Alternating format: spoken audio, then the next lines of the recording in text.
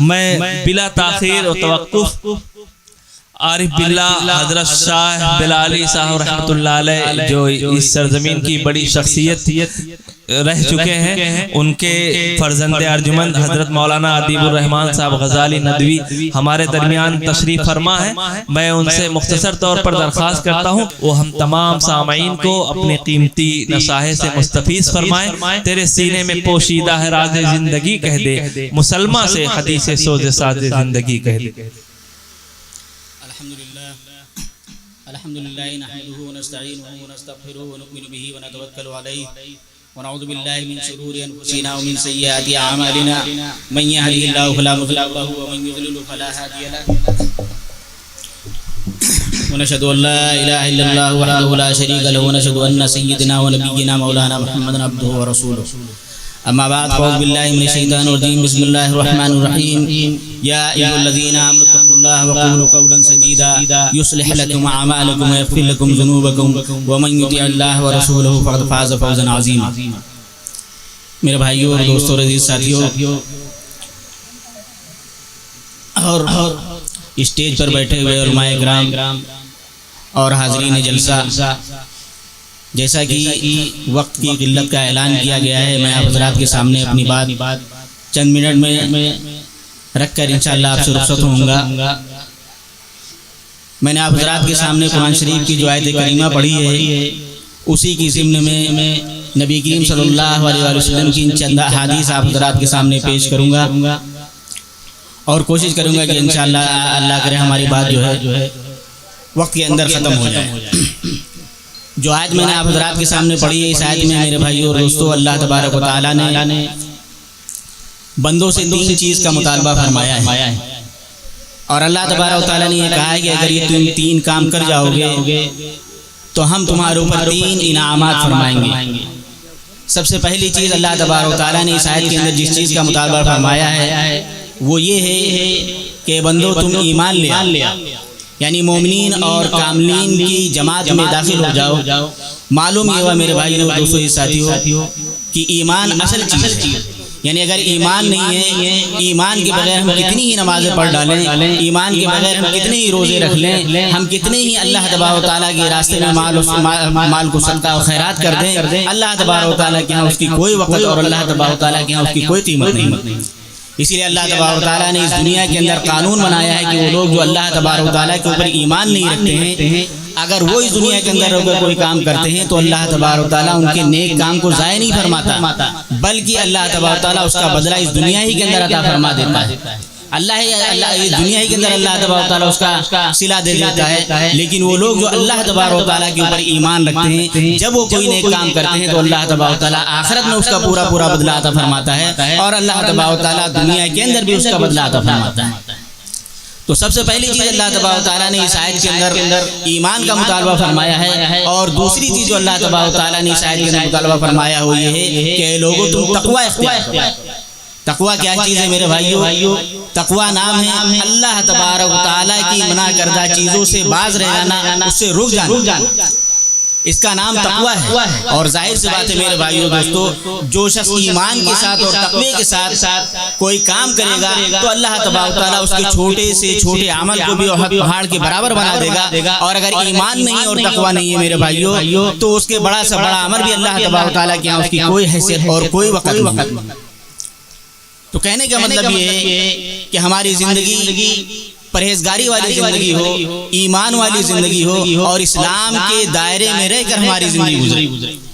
حضرت امام ابو داؤد رحمۃ اللہ علیہ جو کہ بہت بڑے محدث ہیں، انہوں نے ایک کتاب لکھی جس کا نام ابو داؤد ہے۔ وہ خود فرماتے ہیں کہ ہمیں تقریباً 5 لاکھ احادیث یاد تھیں،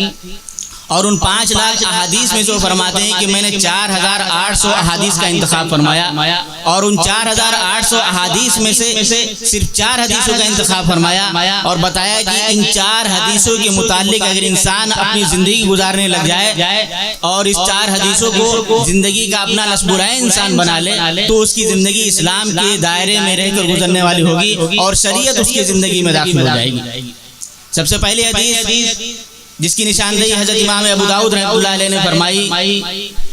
وہ یہ ہے جو کہ حضرت عمر رضی اللہ تعالیٰ عنہ سے روایت میں کہتے ہیں کہ میں نے نبی کریم صلی اللہ علیہ وسلم کو فرماتے ہوئے سنا کہ انما الاعمال بالنیات وانما لکل امرئ ما نوى، کہ اعمال کا دار و مدار نیتوں کے اوپر ہے، اور آدمی جیسا نیت کرے گا ویسا اللہ تبارک و تعالیٰ اس کو بدلہ عطا فرمائے گا۔ میرے بھائیو اور دوستو، اس حدیث سے معلوم ہوا کہ جب آدمی کوئی کام کرے تو اس کی نیت درست ہو، اور نیت درست ہونے کے ساتھ ساتھ اس کا عمل بھی درست ہو، یعنی دونوں چیزیں درست ہوں۔ اور جب نیت بھی درست ہوگی تو ظاہر سی بات ہے اس کا عمل بھی درست ہوگا، اور جب عمل بھی درست ہوگا تو اللہ تبارک و تعالیٰ اس کو پورا بدلہ نصیب فرمائے گا، پورا بدلہ اللہ تبارک و تعالیٰ اس کو عطا فرمائے گا۔ اور جو دوسری حدیث حضرت امام ابو داؤد رحمۃ اللہ علیہ نے نقل فرمائی ہے، اور یہ فرمایا کہ اس کے متعلق اگر انسان زندگی گزارے گا تو اس کی زندگی شریعت کے مطابق گزرے گی، وہ یہ ہے کہ من حسن اسلام المرء ترکہ ما لا یعنی، یعنی انسان کے اسلام کی خوبیوں میں سے یہ ہے، اچھائیوں میں سے یہ ہے کہ وہ لا یعنی قسم کی باتوں کو چھوڑ دے، اس سے پرہیز کرے، فضول قسم کی باتوں سے آدمی دور رہے۔ فضول قسم کی باتیں مثال کے طور پر کسی کو برا بھلا کہہ دینا، بے وجہ کسی سے گالم گلوچ کرنا، یا سڑکوں کے اوپر کھڑے ہو کر کسی سے لڑائی جھگڑا کرنا، اسی طرح سے ہوٹل میں بیٹھ کر بے وجہ کی باتیں کرنا، یہ تمام چیزیں ایسے ہی میرے بھائی اور دوستو جو لایانی قسم کی باتوں میں آتی ہیں۔ اور جو شخص اس طرح کی بات میں، اس طرح کے کام میں ملوث رہتا ہے تو وہ معاشرے میں بھی اچھی نگاہ سے نہیں دیکھا جاتا، اور وہ اپنی ذمہ داریوں کو پورا کرنے میں بھی کوتاہی برتتا ہے، اور اس کا اخلاق بھی درست نہیں ہوتا۔ اور ہمارے نبی حضرت محمد مصطفیٰ صلی اللہ علیہ وسلم نے ارشاد فرمایا کہ تم میں سب سے بہتر وہ شخص ہے کہ جس کے اخلاق سب سے اچھے ہیں۔ اس لیے ہمیں چاہیے کہ ہم لایانی قسم کی باتوں سے بھی پرہیز کریں۔ حضرت عمر رضی اللہ تعالیٰ عنہ کے ایک مرتبہ ایک جماعت کے اوپر سے گزر ہوا تو حضرت عمر رضی اللہ تعالیٰ عنہ نے ان سے پوچھا کہ تم لوگ کون ہو؟ تو وہ کہنے لگے کہ ہم متوکلین ہیں، یعنی اللہ کے اوپر بھروسہ کرنے والے ہیں۔ تو حضرت عمر رضی اللہ تعالیٰ عنہ نے کہا کہ تم متوکلین نہیں ہو بلکہ تم جھوٹ بول رہے ہو، اس وجہ سے بیکار وقت تم اپنا گزار رہے ہو، اور تم جانتے ہو کہ متوکل اس کو کہتے ہیں، اللہ کے اوپر بھروسہ کرنے والا اس کو کہتے ہیں جو زمین میں اپنا غلہ ڈالتا ہے، پھر اس کے بعد اللہ تبارک و تعالیٰ کے اوپر بھروسہ کرتا ہے کہ اللہ تبارک و تعالیٰ اس کے اندر برکت پیدا کرے اور ہمارے لیے غلہ اگائے۔ کیونکہ تم جانتے ہو کہ اللہ تبارک و تعالیٰ آسمان سے سونا چاندی نہیں برساتا، اللہ تبارک و تعالیٰ آسمان سے غلے نہیں برساتا، اور تم اس طرح سے بیٹھ کر اللہ تبارک و تعالیٰ کے تعلق سے یہ کہہ رہے ہو کہ ہم متوکلین میں سے ہیں، تو تم گویا کہ اپنا وقت ضائع کر رہے ہو۔ تو کہنے کا مطلب ہے میرے بھائی اور دوستو، اس ہوئی دنیا وسائل کی ہے، ہم وسائل کو اختیار کریں، اس کے بعد اللہ تبارک و تعالیٰ کے اوپر بھروسہ کریں، تب اللہ تبارک و تعالیٰ اس کے اندر برکت دے گا۔ اور تیسری حدیث جو حضرت امام داؤد رحمۃ اللہ علیہ نے نقل فرمائی ہے وہ یہ ہے کہ الحلال بین والحرام بین وبینہما شبہات، یعنی اللہ تبارک و تعالیٰ نے حلال کو بھی واضح کر دیا ہے اور حرام کو بھی واضح کر دیا ہے، اور ان دونوں کے درمیان شبہات ہیں، یعنی شبہات ایسی چیز کہ جس سے انسان بچ جائے تو اپنے آپ کو بچانے والا ہوگا، اپنے دین کو بچانے والا ہوگا، اپنی عزت کو بچانے والا ہوگا، اور جو شخص شبہات میں پڑ جائے تو پھر وہ حرام میں پڑ جائے گا، اس بات کا ڈر ہے۔ تو میرے بھائی اور دوستو، اس کو کہنے کا مطلب یہ ہے کہ نبی کریم صلی اللہ علیہ وسلم نے اور اللہ تبارک و تعالیٰ نے حلال کو واضح طور پر بیان کر دیا ہے، یعنی کھانے پینے کی چیزیں ہیں، غلہ ہے، پھل فروٹ وغیرہ ہے، اسی طرح سے حلال جانوروں کا گوشت ہے، یہ تمام چیزیں ہیں، اور اس قبیل میں اور بھی بہت سی چیزیں آتی ہیں جس سے آپ تمام لوگ واقف ہیں کہ اللہ تبارک و تعالیٰ نے اس کو حلال اور جائز قرار دیا، اور اسی طرح سے بہت سی چیزیں ایسی ہیں جس کو حرام قرار دیا ہے، مثال کے طور پر شراب ہے، خنزیر ہے، دم مسفوح ہے، میتا ہے، جھوٹ بولنا ہے، زناکاری ہے، ظلم اور زیادتی ہے، یہ تمام چیزیں ہیں جس کو اللہ تبارک و تعالیٰ نے ناجائز قرار دیا ہے، اور اس قبیل میں اور بھی بہت سی چیزیں آتی ہیں جس کو آپ لوگ جانتے ہیں، لیکن اس کے درمیان ایک شبہات ہے، شبہات یعنی جس کے بارے میں یہ نہیں معلوم کہ اس کا کرنا جائز ہے کہ ناجائز ہے، اس کو ہم کریں کہ نہ کریں۔ اب ظاہر سی بات، انسان ایسے معاملے میں جب اپنی رائے سے عمل کرے گا تو اپنے خواہش کے مطابق اس میں مسئلے تلاش کرے گا، پھر اس بات کا ڈر ہے کہ وہ حرام میں پڑ نہ جائے۔ اسی لیے ہمارے نبی حضرت محمد مصطفیٰ صلی اللہ علیہ وسلم نے ارشاد فرمایا کہ من وقع فی الشبہات وقع فی الحرام، کہ جو شخص شبہات میں پڑے گا تو اس بات کا ڈر ہے کہ وہ کہیں حرام کاری میں مبتلا نہ ہو جائے۔ تو اس لیے ہمیں چاہیے کہ ہم شبہات والے جو معاملات ہیں ہم اس کو اختیار نہ کریں، اس لیے کہ ہمارے نبی حضرت اسلام نے اس چیز سے منع فرمایا ہے اسلام کا منشا یہ ہے کہ جو شبہات ہے اس سے انسان دور رہے، لیکن سوال یہ پیدا ہوتا ہے کہ اگر انسان اس سے دور رہے گا تو مسئلہ کیسے معلوم ہوگا کہ آخر اس میں کون سی ایسی چیز ہے یعنی ان شبہات میں کہ اس کو ہم کریں یا نہ کریں۔ تو ہمارے نبی حضرت محمد مصطفیٰ صلی اللہ علیہ وسلم نے ارشاد فرمایا کہ جو مسئلے شبہات والے ہیں، جس کے بارے میں اسلام کا صحیح حکم نہیں ہے، تو چاہیے کہ ایسے مسائل کو علماء سے معلوم کریں۔ اور علماء کون سے عالم سے معلوم کریں؟ ہمارے نبی حضرت محمد مصطفیٰ صلی اللہ علیہ وآلہ وسلم نے بتایا، ان علماء کی صفات بتائی ہے کہ ایسے علماء سے معلوم کرو جو عالم کی فقیہ ہوں، یعنی مسئلے اور مسائل کو جانتے ہوں، اور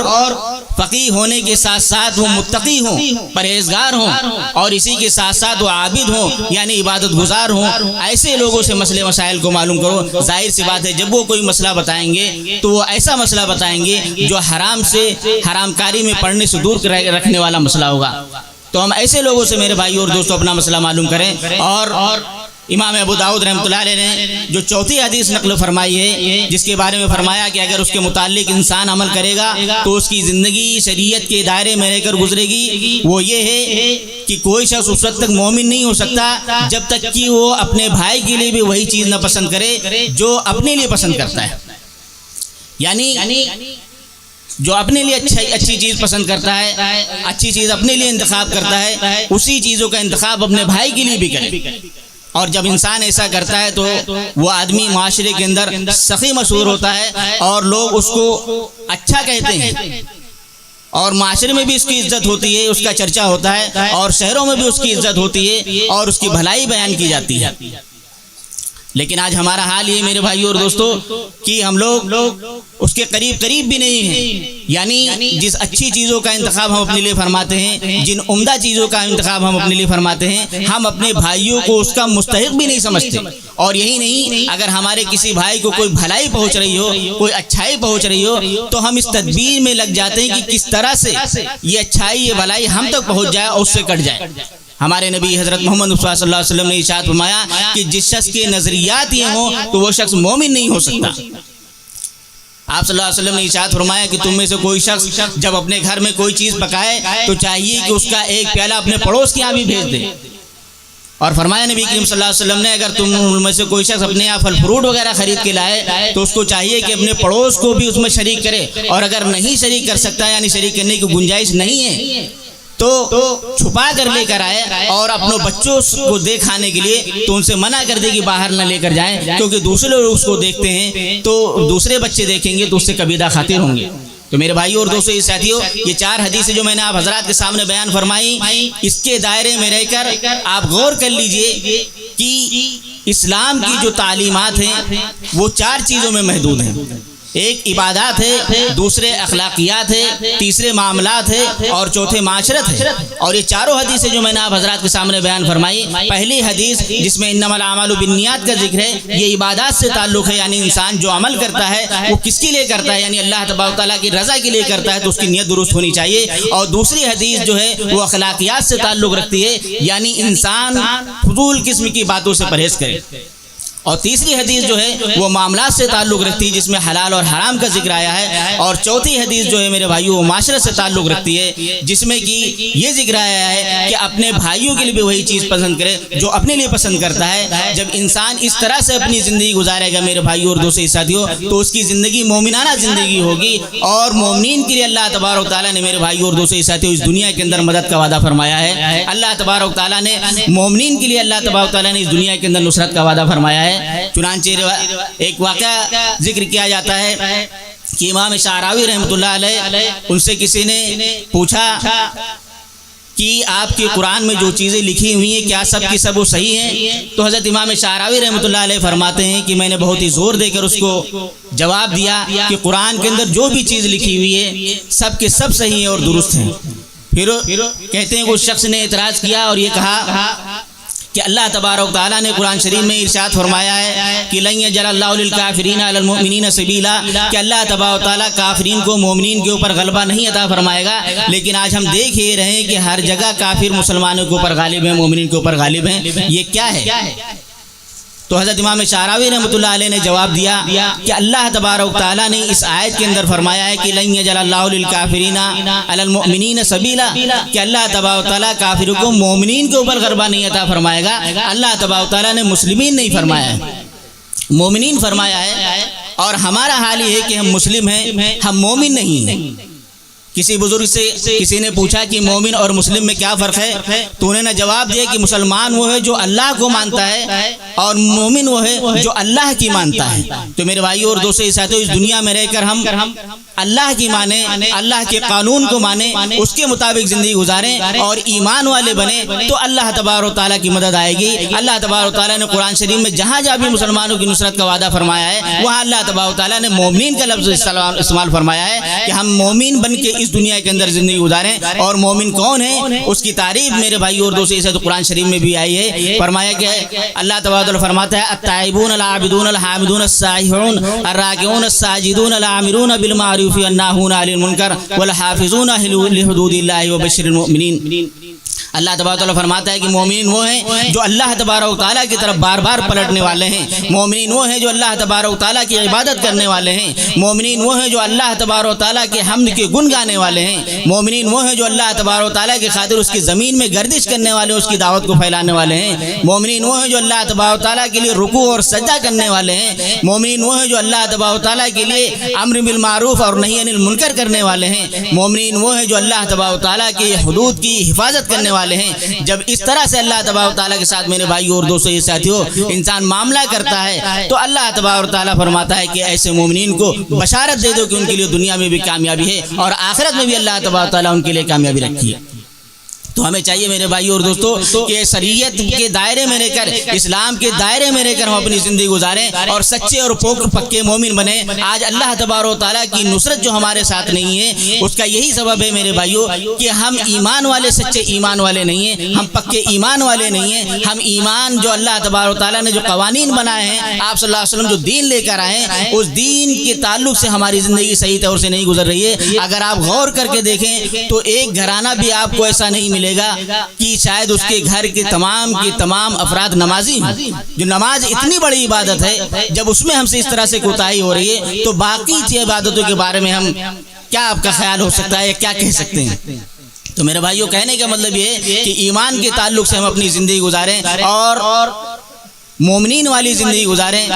تب اللہ تبارک و تعالیٰ کی ہمارے ساتھ مدد ہوگی۔ میں نے آپ حضرات کے سامنے جو قرآن شریف کی آیت پڑھی تھی، اس میں دو باتیں میں نے آپ حضرات کے سامنے ذکر کی کہ اللہ تبارک و تعالیٰ نے اس آیت کے اندر ایمان کا مطالبہ فرمایا ہے اور تقوی کا مطالبہ فرمایا ہے، اور اللہ تبارک و تعالیٰ نے تیسری بات جو جس کا مطالبہ فرمایا ہے وہ یہ ہے کہ تم سچی اور پکی بات کہو، یعنی جھوٹ مت بولو، کیونکہ انسان جب معاشرے کے اندر جھوٹ بولتا ہے تو جھوٹ کی وجہ سے جب وہ کسی گناہ کا ارتکاب کرتا ہے تو جھوٹ کی وجہ سے اس گناہ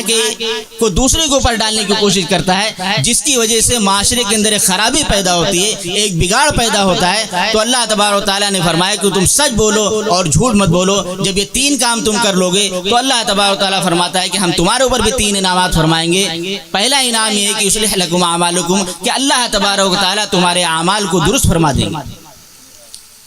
اعمال کو درست کرنے کے لیے آدمی کیا نہیں کرتا، دور دراز کا سفر کرتا ہے، لیکن جب یہ تین صفات انسان اختیار کرے گا تو اللہ تبارک و تعالیٰ اس کے اعمال کو درست فرما دے گا۔ اور فرمایا اللہ تبارک و تعالیٰ نے کہ دوسرا انعام یہ ہے کہ اللہ تبارک و تعالیٰ تمہارے گناہوں کو بخش دے گا، یغفر لکم ذنوبکم، کہ اللہ تبارک و تعالیٰ تمہارے گناہوں کو بخش دے گا۔ کون سا ایسا شخص ہے جس سے گناہ نہیں ہوتے؟ صرف انبیاء علیہ السلام معصوم ہیں، باقی ہر ایک سے کچھ نہ کچھ گناہ ہو جاتے ہیں۔ تو اگر یہ تینوں صفات جو اللہ تبارک و تعالیٰ نے قرآن کی آیت میں جس کا مطالبہ فرمایا ہے، اگر ہم اپنی اختیار کریں گے تو میرے بھائی اور دوستو اللہ تبارک و تعالیٰ ہمارے گناہوں کو معاف فرما دیں گے۔ اور تیسرا انعام جو اللہ تبارک و تعالیٰ نے فرمایا کہ وَمَن يُطِعِ اللَّهَ وَرَسُولَهُ فَقَدْ فَازَ فَوْزًا عَظِيمًا، یعنی جو یہ تین صفات جو میں نے آپ حضرات کے سامنے بیان کی اس کو اختیار کرے گا تو اللہ تبارک و تعالیٰ آخرت میں بھی اس کو بہت بڑی کامیابی عطا فرمائے گا۔ ہمیں اللہ تبارک و تعالیٰ سے دعا ہے کہ اللہ تبارک و تعالیٰ ہمیں جو حدیث آپ حضرات کے سامنے ہم نے بیان فرمائی اور جو آیت بیان فرمائی، اللہ تبارک و تعالیٰ اس کے متعلق ہمیں اور آپ کو زندگی گزارنے کی توفیق عطا فرمائے اور سچا اور پکا مومن بنائے، اور اللہ تبارک و تعالیٰ کی نصرت کا ہمیں اللہ تبارک و تعالیٰ اس کا مستحق بنائے۔ وآخر دعوانا ان الحمد للہ رب العالمین۔